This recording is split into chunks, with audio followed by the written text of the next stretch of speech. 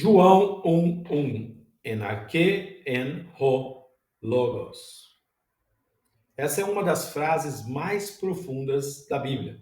Apesar de pequena, ela tem muita profundidade. Então seja bem-vindo aí ao nosso quarto bloco da primeira aula do grego bíblico. Nesse vídeo vamos olhar de perto um versículo que está entre os mais conhecidos e teologicamente mais profundos de toda a Escritura, João 1:1. Vamos analisá-lo nas principais edições do texto grego, explorar a riqueza do vocabulário e especialmente entender por que João escolheu iniciar seu evangelho com a palavra logos, uma escolha carregada de significado histórico, filosófico e espiritual. João 1:1 nas edições gregas. Em arche, en ho, logos. Temos aí o textos receptos, que é o texto recebido, texto crítico e o texto majoritário. Uma das primeiras observações importantes é que não há variação textual significativa em João 1:1 entre as principais edições gregas. Os textos receptos, o texto crítico e o texto majoritário são exatamente iguais. Todos trazem a mesma forma. Em arche, en ho, logos. No princípio era o verbo, ou era a palavra. Essa estabilidade textual é um forte indicativo da preservação fiel desse versículo, desde os manuscritos mais antigos, como o Codex Vaticanus e o Codex Sinaiticus, até os manuscritos medievais. Significado de João 1:1. En arche, no princípio, en, era, e ho, logos.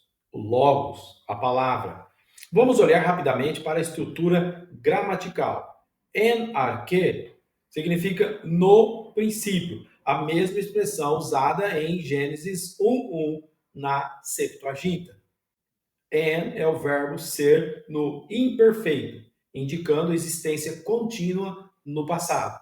Ho, logos, literalmente o logos, ou a palavra. João está dizendo que a palavra já existia no princípio, e mais, que essa palavra estava com Deus e era Deus. É uma afirmação teológica e cristológica fortíssima logo na abertura do Evangelho. Logos, mais que uma palavra, usada desde o século VI, filosofia pré-socrática, né, o filósofo aí que começou a desenvolver essa filosofia, o Heráclito, estoicismo e Filon de Alexandria. Mas por que João escolheu justamente essa palavra? Parou para pensar? Por que começar o evangelho falando do Logos, que era o Logos, e Logos se fez carne? Por que escolheu essa palavra? Será que ele queria começar falando com estilo, chamar a atenção? Acho que a ideia não era falar com estilo, mas sim chamar a atenção para algo que era bem comum ao conhecimento deles naquela época. Esse termo já tinha séculos de uso antes de Cristo. E Heráclito, no século VI antes de Cristo, uns 500 anos antes de Cristo, usava logos para se referir a uma razão divina que governa o mundo. Para os estoicos, o logos era uma força racional presente em tudo o que existe, uma espécie de ordem cósmica. No mundo judaico helenista, o filósofo Filon de Alexandria tentou unir o conceito grego de logos com a teologia do Antigo Testamento. Para ele, o logos era o intermediário entre Deus e o mundo criado. Agora, o que João fez? João escreve para um público grego e judeu e ressignifica esse termo. O logos é Jesus. Não é só uma ideia filosófica, nem uma energia impessoal. É uma pessoa.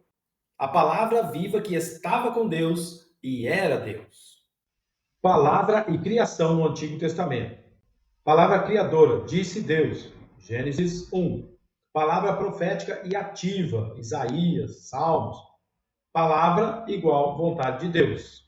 Temos aí o verbo davar. Para os judeus, o conceito de palavra era igualmente carregado de sentido. A palavra de Deus no Antigo Testamento cria, revela e julga. Basta lembrar de Gênesis. Disse Deus: haja luz e houve luz. A palavra hebraica usada frequentemente é davar, que não é apenas som, mas ação. A palavra de Deus faz o que diz. João usou esse pano de fundo judaico e o uniu ao conceito filosófico grego da época. O resultado? Ele apresentou Jesus como a palavra divina, criadora, eternal e pessoal. O Logos ainda ecoa hoje. Razão ordenadora no universo, mente por trás da criação, eco na teoria do design inteligente. Mesmo hoje, o conceito de Logos continua presente em discussões sobre ciência, filosofia e fé. A chamada teoria do design inteligente, por exemplo, fala da existência de uma inteligência racional por trás da complexidade do universo. E isso ecoa, mesmo que de forma secularizada, a antiga noção de Logos. João foi estrategicamente genial. Ele usou uma palavra que dialogava com os gregos e judeus ao mesmo tempo. E ainda fala com a nossa geração. Apesar de usar uma palavra que dialogava com gregos e judeus, ele também rompeu com ambos, ao dizer que o Logos é Jesus, a razão divina, a palavra viva, Deus que se revela a nós. O Logos estava com Deus e o Logos era Deus. É o que diz João 1:1. Neste bloco, vimos como João 1:1 é um versículo teologicamente profundo e linguisticamente riquíssimo. Vimos que o texto está preservado com fidelidade nas 3 principais edições. A estrutura grega é clara e profunda, e o conceito de Logos conecta a filosofia grega, teologia judaica e cristologia bíblica. Então, nos vemos aí no próximo vídeo. Lá eu vou explicar melhor como que vai funcionar a dinâmica de agora em diante com o nosso curso. Certamente aquele vídeo será o próximo vídeo será bem importante para você entender como poderá participar de forma ativa do curso, que por enquanto eu estou oferecendo aqui no YouTube gratuitamente. Então nos vemos aí no próximo vídeo. Até mais!